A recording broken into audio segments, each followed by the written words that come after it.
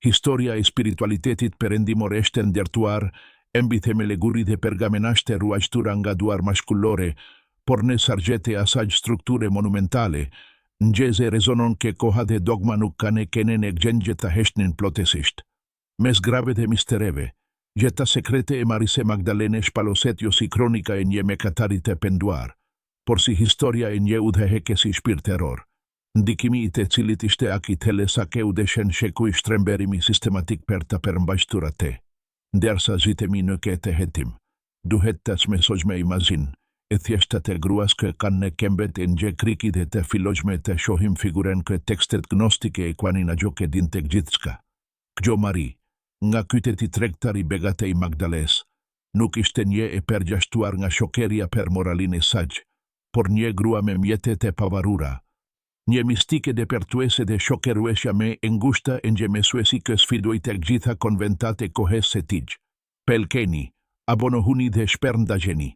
Le të filojme, për të kuptuar gjetën sekretet të Maria Magdalenes, është e domosdoshme të analizohet mjedisi femeror kë e rrethonte. Narrativat tradicionale e kanë paraqitur Jezusin të rrethuar pothuajse ekskluzivisht nga dimbedjet e burra, por të edhenat me të vjetra dhe traditat gogjore kë kanë mbigjetuar në margjina sugjerosh në eksistencen e një rrethit e brendshëm grash, per kushtimi dhe kapaciteti intelektual i të cilave ishin motori i vërtetë logjistik dhe shpirtëror i lëvizjes. Joana, gruaja e Quzes, Suzanna, Salome dhe Maria, nëna e Jakobit, se bashku me Magdalenen, formuan një moterri kërkuesesh që ishin çliruar nga zinxhiret e patriarkatit familjar. Këto gra nuk ishin thjesht shërbetore që përgatitnin ushqim. Ato ishin dishepuj që merrnin pjesë në dialoget me të thellë dhe që mbështetnin financiarisht një mision që kërkonte të përmbiste rendin botëror. Në këtë hapësirë të motres së shenjtë, Maria Magdalena ushtronte një përparësi që ngjallte tensione, veçanërisht me figura si Simon Pietri, rezistenca e të cilit ndaj autoritetit femeror paskirohet në dialoget, e ungjilit të Marise. Misteri i marrëdhënies së saj me Jezusin e Nazaretit është ndoshta aspekti me i diskutueshëm dhe me interesant i biografisë së saj të fshehur. Ndërsa ungjillte kanonike ruajnë një heshtje të kujdesshme mbi natyren e lidhjes së tyre, dore shkrimet e zbuluara në Nag Hammadi në vitin 1910 e pse ofrojnë një perspektive revolucionare. Në ungjillin e Filipit, përmendet me një natyrshmëri të habitshme se shpëtimtari e donte atë me shumë se tek gjithë dishepugjtë se e putte shpesh. Gjo putje nuk duhet kuptuar vetëm në një kuptim mishor sipas interpretimeve moderne, por me të persi një transmetim i mençurisë gnostike, një frymëmarrje e përbashket midis dikenjeve që kishin arritur një unitet kelimi. Duke fshehur këtë intimitet, kisha institucionale jo vetëm që u përpok të ruante një ideal të celibatit artificial, por gjithashtu kërkoj të fshinte mundesine, e një dualitetit të shenjtë ku mashkullorgja, të femerorgja vepronin në barazit e persosur. Maria Magdalena nuk ishte një gjekese ditesore. Ajo ishte homologu i domosdoshëm, paskiran e të silen mjeshtrisht të mesimin e tish të unitetit të reflektuar. Gjeta sekrete e Marise Magdalene shpaloset gjithashtu në momente e resire të plote. Ajo është e vetëm një figure që mbetet konstante që nga fillimi i ekzekutimit deri në hirgje të varrit të zbrazet, ndërsa dishepugjt meshkuj u shpërndane nga frika e hakmarrjeve perandorake. Magdalena dhe rrethi i saj grave e përgjetuan pikëllimin me një guksim të lindur vetëm nga një kuptim më i lartë i vdekjes. Misteret që ajo ruante nuk i përkisnin një sfere politike tokësore, por shënderrimit të shpirtit. Në mëngjesin e ringjalljes, ajo jo vetëm që sheh një burre të ringjallur. Ajo përgjeton epifanine e drites që nuk venitet kurre. Duke u emëruar apostull, i apostujve nga eterit e hershëm të kishes, asaj ju dha një status që me vone u zvogelua në mënyre të përshtatshme nga reformat pasuese.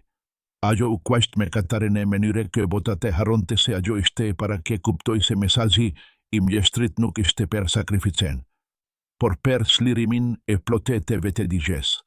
Pas largimit të mjeshtrit, gjeta e Marise Magdalene hin në mbretërine e legjendave që karkullojnë në të gjithë mesdeun.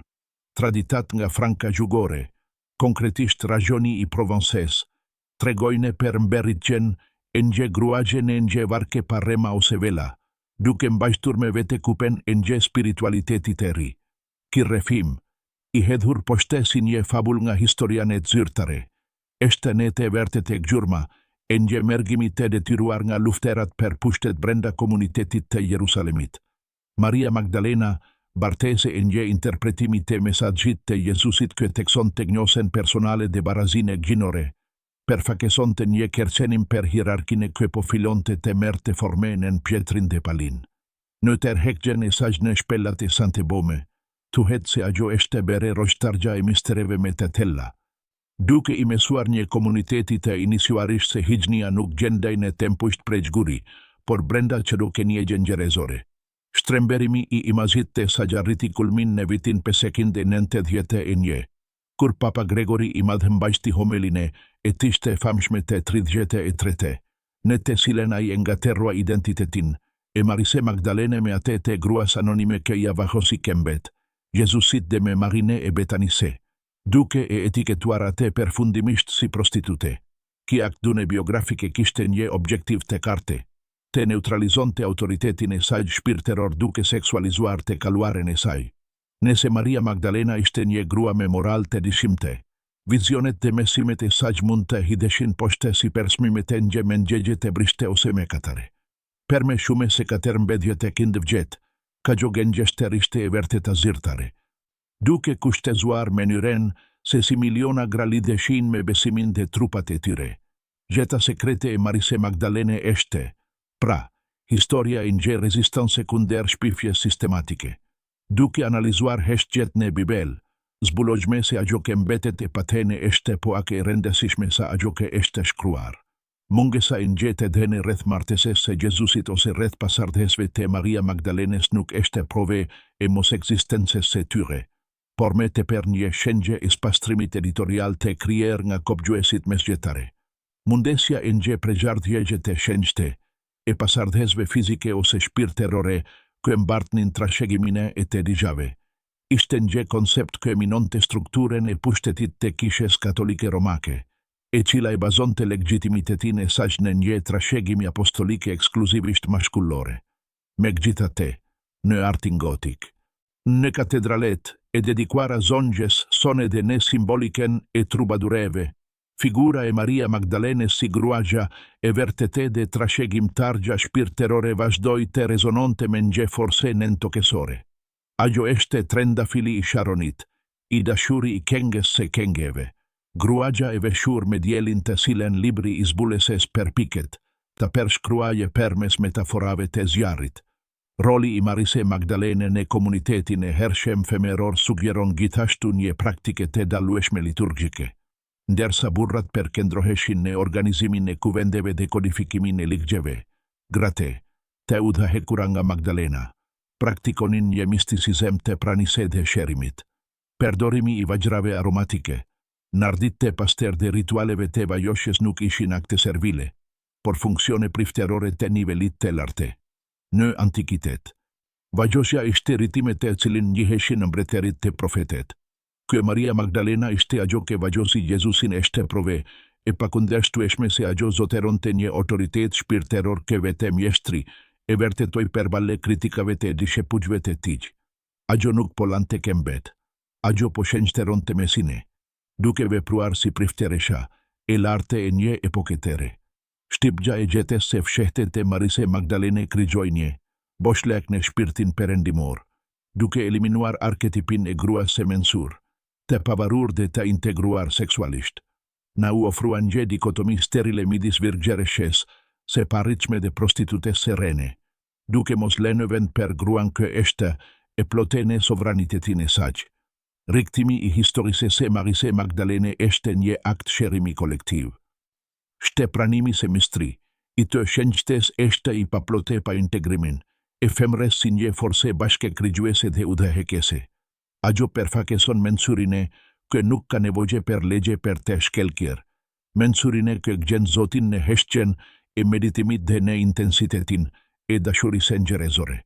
Në vitet e fundit, fale per parimeve në arkeologji dhe studime gjinore, figura e Marise Magdalene ka filluar të rehabilitohet.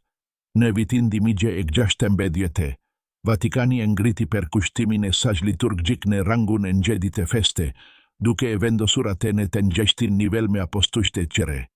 Por këgjon njohje institucionale është vetëm si për fakja e ngjet të vërtetë shume me të thelle që vazhdon të dalen nga rera e Egjiptit dhe bibliotekat e fshehura. Gjeta e Marise Magdalene na flet për një besim që nuk i frikesohet kompleksitetit. Kë për ka fond diversitetin dhe kë kupton se shpirti nuk ka gjini. Ajo mbetet rojtargja e mistreve. Ajo ke nafton të shohim për tegj si për fakes se fgjaleve për të gjetur të helbin. I se vërtetes që kam betur e fshehur për dimigjev gjësare. Duke vazhduar me këtë refim epik, duhet të shkirtojmë ndikimin e Maria Magdalenes në levizjet e konsideruara heretike gjatë e gjithë mes gjetes. Kataret, në francën gjugore, kishin gjë për kushtim të vesante ndaj saj, duke pretenduar se ajo ishte marrësia e vërtete e doktrines se fshehte të Jezusit. Per ta, martesa midis Krishtit dhe Maria Magdalenes ishte një realitet shpirtëror që simbolizonte bashkimin e drites dhe mensurise. Ki besimu kushtoi atyre persekutim dhe vdekje në krikezaten albigensiane, por trashëgimia e tyre e barazise, ku gratë mund të ishin të persosura dhe të administronin sakramentet. Ishte një paskyrim i drejt për drejte i strukturës që Maria Magdalena kishte vendosur shekuj me pare. Mistri i jetës së saj të fshehte është gjithashtu mistri i të gjithë atyre që vdiken duke mbrojtur një vision me njerëzor, me femeror dhe me pak hierarkik të krishterimit. Duke pare përfaqësimet artistike të Maria Magdalenes për gjatë historise, verejme një evolucion që zbulon obsesionet e sesiles epoke. Në rilindje, ajo përshkruhaj me floket të kuk të gjatë, një simboli vitalitetit të lidhjes së saj me token, por shpesh me si të mbushur me lot, duke përmbushur mandatin e pendeses. Me gjithate, nëse shkirtojmë detajete piktoreve si Sandro Botticelli ose Leonardo da Vinci, gjejmë mesazhe të koduara që suggerojnë pozicionin e saj të nderit në krah të mgjestrit.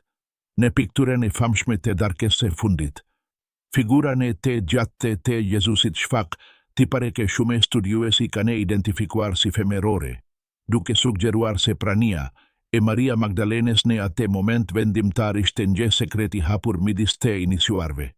Ajo nuk ishte një shtese e minutes së fundit. Ajo ishte vete themelim mbi të cilin mbeshtet e i besimi i mjeshtrit. Gjeta sekrete e Marise Magdalene është e lidhur edhe me misticizmin e shkretetires. Thuhet se ajo i kaloi 30 vitet e fundit në vetmi absolute. E u shkjer vetem nga kenget e ngjeshve. Ki imazi asketit të vetmuar është një metafore për pavaresina e shpirtit, i cili nuk ka me nevoje për miratimin e botes së gjashtme. Marise Magdalene përfaqëson rrugën e individualizimit, kun gjë grua takon hijnine e saj pandërmjetes. Ajo është ura midis botes hebraike të ligjit dhe botes pagane të natyres. Duk i integruar të dija në një sintese që ende na duket si revolucionare sot. Gjeta e saj është ngjefte për mosbindje të shenjte, për të venen e pike pjeqe të vërtetat e imponuara dhe për të kërkuar përvojen e drejt për drejte të hijnores në lekuren e vetë. Shta i rendesishme të teksohet se fjala Magdalene nuk ishte thjesht një mbjemer, por një titull. Në hebraisht e aramaisht, Migdal do të thote kule. Prandaj, Maria Magdalena është Maria Kula, një përkaktim forse dhe shkelkimi. Ashtu si Simoni kuhej Pjeter, shkembi, Maria Morinje e merke tregonte rolin e saj si fortese e levizjes. Nje kule është ajo ke vezgon, ajo ke sheper të horizontit, ajo ke mbron atë ke ndodet brenda mureve të tij, duke e reduktuar atë në një vendendodhje geografike, për këtjesite e resuan funksionin e saj hierarkik. Ajo ishte kulla e mensurise. Ajo ke mbeshtet i vizionin kur pjesa qetere grupit ishte gjitur në konfuzion të dishim. Misteret e gjetes se saj të fshehte shtrihen deri te koncepti i dashurise se persosur. Në mendimin e lashta, dashuria nuk ishte një dobesi, por me e madhja e forkave krigjuese. Lidhja midis Jezusit dhe Marise Magdalene ishte manifestimi i erosit të shenjte, një energji që bashkon atë që është ndare. Duke denuar këtë marrëdhënie, kisha denoj mundesine që dashuria njerëzore të mund të jeten një rrugë drejt shenjterise. Maria Magdalena na meson se nuk ka kontradikte midis dashurisë intensive për një kenit qeter njerëzore dhe të kenit plotësisht I bashkuar me Zotin. Ajo është mistikja e zemrës që digjet, ajo që nuk hek dorë nga pasioni I saj, por e përdor atë si lëndë gjegese për ngjitjen e saj shpirtërore. Ki është sekretime I rrezikshëm për një institucion që bazohet në kontrollin e dëshirës. Ajo dëshire, e kanalizuar siç duhet, është porta për në paraqse. Ndërsa arkeologët eksplorojnë tokat e Galilese, ku filloi historia e saj, ata kanë zbuluar një Magdala shumë me të pasur dhe me komplekse nga sa mendohej me pare. Ishte një kënder për kriposhen e peshkut, një udhëheqërik kulturash, ku e krenohej me një sinagoge madhështore dhe banjo rituale me bukuri të jashtëzakonshme. Maria Magdalena vinte nga kimjedis I gjale, duke përforkuar idenë se ajo ishte një grua e kulturuar dhe kozmopolite. Takimi I saj me të riun nga Nazareti nuk ishte ai, I një gruaje të dëshpëruar që kërkonte falje, por me të per ai, I një gruaje inteligjente që kërkonte kuptim për të I suksesit material. Jeta e saj sekrete kronikon një transformim intelektual, një udhëhetim nga pasuria tokësore në bolekun shpirtëror. Ndërsa vazhdoj me këtë reflektim, duhet të kushtojmë se historia është shkruar me heshtjen e të mundurve. Por Maria Magdalena nuk ishte e mundur. Ajo thjesht ishte e mbuluar me vello. Prania e saj në histori është si një perruan në tokësor që ushken token e padukshme. Ajo është e pranishme në çdo lëvizje çlirimtare të grave, në çdo kërkim për një spiritualitet me gjithë përfshirës dhe në çdo shpirt që gukson të thotë se Zoti është dashuri dhe gjoligj. Misteret e jetës se saj janë misteret e aftësisë sone për riperteriqe. Ajo na kushton se asnjë etikete, sado e turpshme, nuk mund të shuajë dritën që mbash me brenda. Jeta sekrete e Maria Magdalenes është, në fund të fundit, paskiran e të silen njerëzimi duhet, të shikojë për të gjetur gjismen e saj të humbur, pelke gjeni. Abonohuni dhe shpernda jeni, gjatë mes jetës. Ideja se grali I shenjte nuk ishte një kupe metalike, por me të përbarku I vete Marise Magdalene, bartesja e gjakut mbretëror, ube populore. Ki interpretim I mbushur me simbolike, tregon rendesine e trupit femeror, si ene e hijnores. Duke fshehur këtë mister, ube një përpjekje për t'i zveshur gratenga aftesja e tyre për ta kene persuese e jetes se shenjte. Por Maria Magdalena mbetet pronare e enes pregja alabastri, ena që thyhet për të leshuar parfumin që mbushte gjithë shtepine. Thjergja e enes është thjergja e kufizimeve të formes, çlirimi I thelbit që në bashkon të gjithëve në një shpirt të vetem. Në kontekstin e misticizmit bashkëkohor, Maria Magdalena shihet si pararendesja e epokes se vetedigjes. Ajo është ajo që nuk I pranon për gjigjet e dena. Ajo që pjet pse mesuesi flet në një mënyre dhe vepron në një tjetër. Kurështja e saj ishte virtiti I saj me I madh dhe besimi I saj nuk ishte bindje e verber, por një besimi lindur nga digja. Jeta sekrete e Maria Magdalenes është manuali për kërkuesin modern. Per gruan që nuk ka frikë të banojë në shkretetirat, e vetmi se për të gjetur zerin e saj. Ajo na meson se dishepullimi I vërtetë konsiston në të berit e barabarte me mesuesin, në arritjen e të njështit status shpirtëror për të folur zemër me zemër. Se fundmi, ndërsa përfundojme këtë udhëhetim të gjate, duhet të pranojmë se Maria Magdalena nuk ishte kurrë një mistër për veten e saj. Ajo e dinte kush ishte dhe cili ishte vendi I saj në kozmos. Mistri ka kene për ne, që kemi gjetuar në erresiren e një historie të paplote, duke e rikthyer atë në vendin e saj të ligshëm. Ne I rikthejme vetes mundesine e një besimi me autentik dhe një marrëdhënie me të shenjten që nuk është e shenuar nga frika apo përgjashtimi. Jeta sekrete e Maria Magdalenes nuk është me një sekret, sepse vetedigja njerëzore është pjekur mjaftueshëm për të pranuar dritën e saj pa hezitim. Ajo është, dhe gjithmonë do të jetë, gruaja e mbeshqele me mistër që na udhëheq drejt lirisë shpirtërore. Apostuli që nuk pushoj kurrë se dashuruari dhe kulla që vazhdon të vesgogje agimin e një njerëzimi të ri. Historia tani na detiron të shikojmë traditat lindore ku edhe Maria Magdalena lagjurmen e saj. Disa legjenda siriane përmendin se mensuria e saj ishte e tillë sa ngjesht zbriten për të dëgjuar interpretimet e saj të shembeltyrave. Ki imagini gruaje che u meson che nieve chielore este permbisja e plote e hierarkise tradicionale. Në keto refime, ajo nuk este ajo che kerkon udhëzime, por ajo che I gjepato.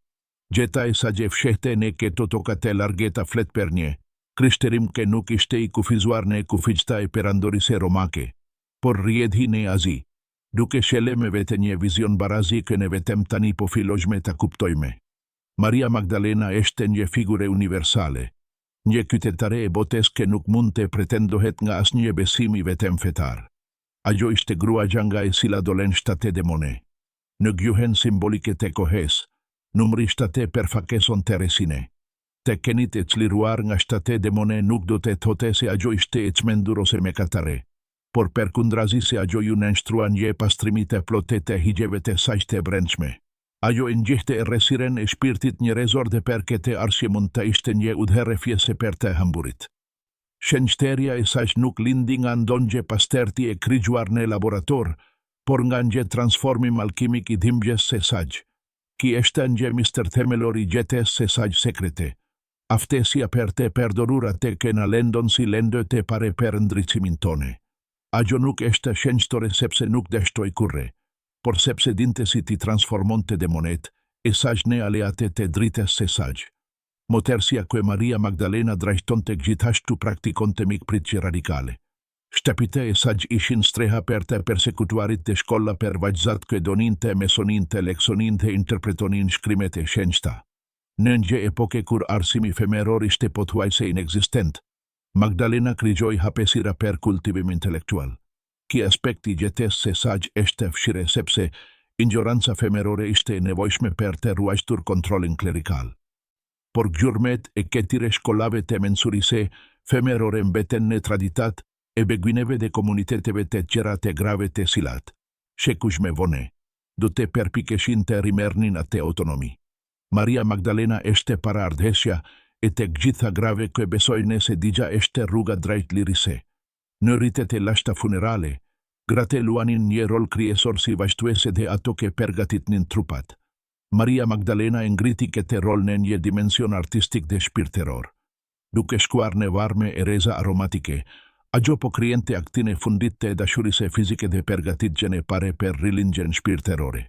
Duart e saj, të cilat kishin prekur hijnin e në gjete, ishin të ngjajstat duar që e prekenate në vdekje. Kjo lidhje fizike është ajo që kisha është përpjekur të mbi shpirteroje në mënyre që të mohojë realitetin e misherimit. Por Maria Magdalena na kujton se Zoti u bë mish dhe se ki mish u dashurua, u kujdes dhe u vajos nga një grua. Jeta sekrete e Maria Magdalenes është një kremtim I trupit si vendi ku ndodh mrekullia. Ndërsa I afrohemi fundit të këtij videoje, duhet të reflektojme mbi heshtjen e Marise, nënës së Jezusit, në lidhje me Marine Magdalenen. Në tekstet gnostike, të dija shfaken si aleate të ngushta, duke ndaren një njohuri që burrat nuk mund të arrinin. Maria, nëna, origjina e mishit, dhe Maria Magdalena, shokeruesja e shpirtit, gjane dianet, e se ngjeshtes monedhe femerore. Ngjera përfakeson pranimin, dhe gjetra, kerkimin. Se bashku, ato plotesojnë imazhin, e asaj që do të thote të gjesh ngjeri. Misteri I marrëdhënies së tyre të fshehte është misteri se si gratë mbështesin njëra tjetrën në momente krize absolute. Në rrezet të krikit, nuk kishte rivalitete apo hierarki, vetëm një dashuri e përbashket që I mbante të bashkuara për ballet me rrit të botes. Trashëgimia e Marise Magdalene jeton gjithashtu në shkencë dhe mjekësinë tradicionale. Thuhet se njohuritë e saj përbimet dhe vajzrat shërues ishin të shumta, një trashëgimi nga kultura e saj në Magdala. Në mesgjete, shumë gra që praktikonin mjekësinë natyrore u persekutuan si shtriga, por ato e shihnin veten si ngjekëset e tradites së Magdalenes. Ajo është shëruesja. Ajo që e di se shpirti nuk mund të gjete I shëndetshëm nëse trupi vuan. Gjeta e saj sekrete është historia e mjekësisë së shpirtit, e një shërimi që integron fjalet, prekjen dhe aromen. Ajo na meson se bukuria është një mjet terapeutik dhe se kushdesi për të qeret është forma me e lartë e luqes. Si përfundim, gjeta sekrete e Marise Magdalene është një liber që ndeshkruhet në zemrën e çdo personi që kërkon të vërtetën. Ajo nuk eshte nje figure e se kaluares, por nje prani e gjale kë na sfidonte gjemi besnike ndaj drites sonet e brendshme. Ajo eshte gruaja kë kendron kur te gjithet e qeret largohen, ajo ke flet kur te gjithet e qeret heshtinte, ajo ke do kur bota eshte e pushtuar nga urreshqa. Maria Magdalena, kulla e Magdales, apostoli i drites, mbetet mistri kë na shpeton nga mediokriteti dhe nafton të gjemi, si ajo, ata ke njohin të tere. Udhëtimi në përgjeten e kesaj gruaje na qonë në fund të fundit të rendasja e dëshmise personale. Maria Magdalena nuk kishte nevojë që askush të shkruante historine, e saq që ajo të kishte ndikim. Gjeta e saq ishte mesazhi i saq. Non gje bote të mbushur me fjale boshe. Ajo ofroi këndrueshmërinë e pranise se saq. Ki eshte nje Mr. Ke shokeria e sot me duhet të rizbulogje. Autoritetin që vjen nga këndrueshmëria e brendshme. Ajo nuk kërkonte pushtet mbi të qeret, por pushtet mbi veten. Në fund të diteve të saq, në ketesine e maleve franceze ose në reren e lingjes, ajo e dinte se e kishte përmbushur misionin e saq. Ajo e kishte mbajtur gjale flaken e njët të vertet e kë bota nuk ishte gati të degjonte. Por këtani, me në fund, filonte e digjet me forse të re. Maria Magdalena, me grav dhe mistereve, në lengje trashegimi guksimi. Ajo na meson se nuk ka asgje për të frikesuar nëse gjemi të ankoruar në dashuri.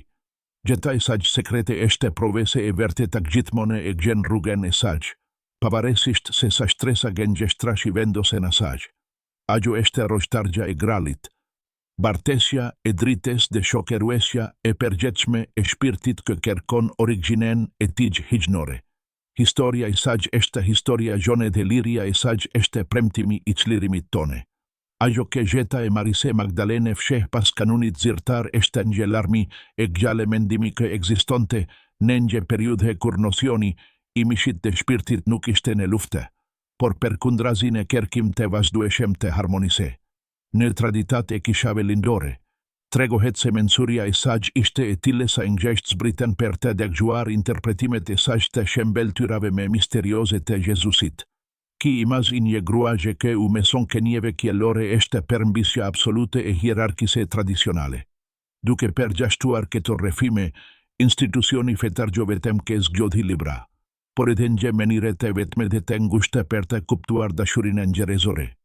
Duk e rresuar pasurine, e një gruaje, kë vleresonte, besnikerine, shpirterore, mbi kontratat civile të kohes se saq. Shtek gjithashtu telbesore të analizohet figura, e Marise Magdalene në lidhje me Sofine gnostike, ki entitet femeror, kë përfakeson mensurine, kë bie në boten material, dhe me pas ngjitet pasi rikuperon kushtesen e saq hijnor, gjen paskiren e tij tokesore të Maria. Duke e rresuar rendesine, e ke tij prosesite ndrisimit dhe marrëdhënien, e tij të dashur me logosin. Teologjia dogmatike ka kufizuar aftësinë tone për të kuptuar rrjedhshmërinë e të shenjtes. Nëse Marise Magdalene i përket misherimi, i mensurise kë kërkon unitet.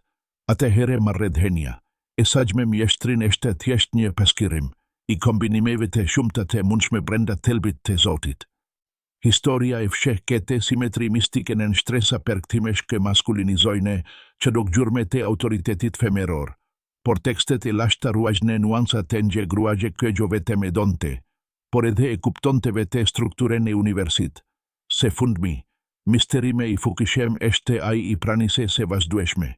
Në shkrimet e shekuqve të pare, thuhet se Maria Magdalena nuk e braktisi kurre komunitetin, por përkundrazi u be udhërrefjesi i padukshëm për ata që kërkonin të vërteten pandërmjetes. Nëse ajo do të ishte me katari i penduar që pretendon feja institucionale, ndikimi i saq do të kishte vdekur bashkë me ta.